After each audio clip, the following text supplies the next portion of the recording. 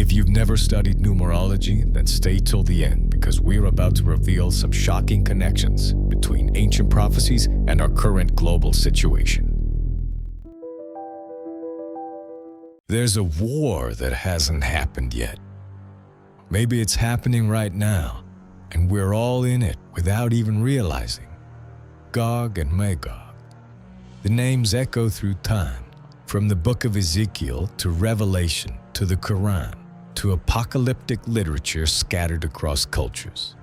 The ultimate enemies, the final war, not just between nations, but between forces, between chaos and order, between deception and truth. But who or what are Gog and Magog? For centuries, scholars, mystics, and military theorists have speculated. Is it Russia? Is it China, NATO, Iran?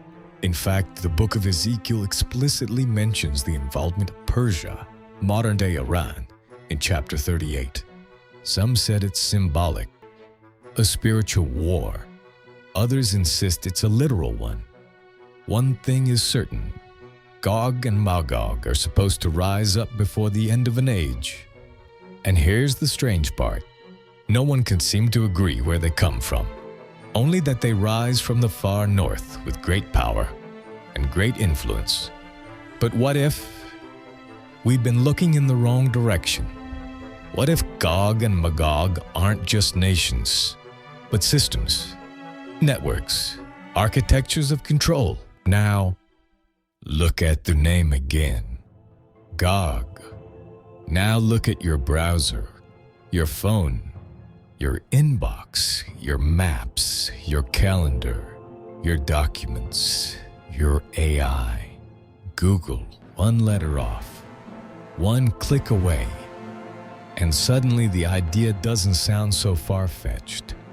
Google knows where you are, what you search, what you fear, what you desire. It predicts you. It suggests what you should think.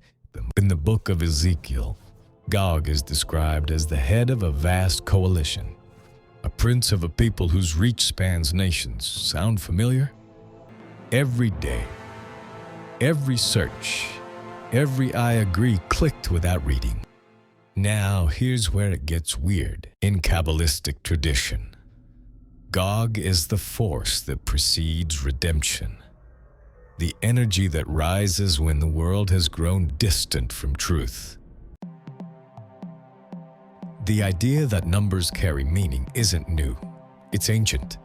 It goes back thousands of years to the ancient Kabbalists who knew that numbers were the building blocks of the universe.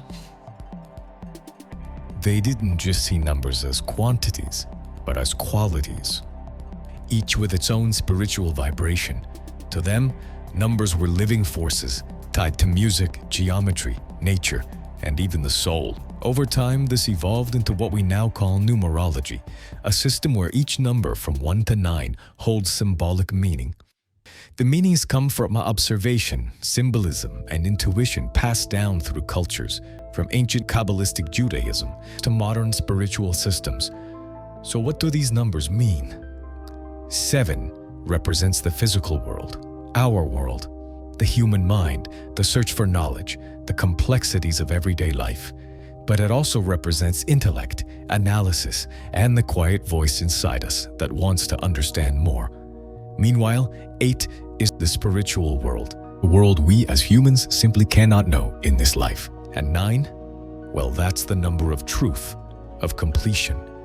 When we combine these numbers with our understanding of Gog and Magog, things begin to get very interesting. In this simple numerology exercise, we are taking each letter of the alphabet and assigning it a number based on its position. G-O-O-G-L-E,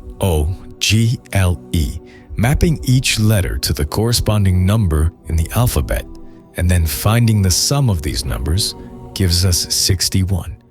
We add 6 plus 1, and we arrive at 7. So Google reduces to the number 7. The number of this world, the structures we build, the knowledge we gather and try to make sense of. The complexity, the patterns, the discovery, the way we organize the world around us. And now all of that, every question, every answer, lives inside a single name, Google. 7. Repeating the process now with Gog and Magog. We break each letter down based on its position in the alphabet. Gog equaling 2 and Magog equaling 7. Both bring us to 9. 9, the number of truth, not opinions, not lies, which our world is full of. No, truth, in the deepest sense, the kind that stands when everything else falls away. 9 is the number that comes after all the others, and truth is unbreakable. 9 is unbreakable. We can multiply 9 by any other number, and the remaining numbers will always reduce back to 9. And Gog and Magog is destined to bring us to the truth. 9 is the moment of clarity before the next beginning, because after 9 comes only 10, which reduces to 1, the number of the Creator.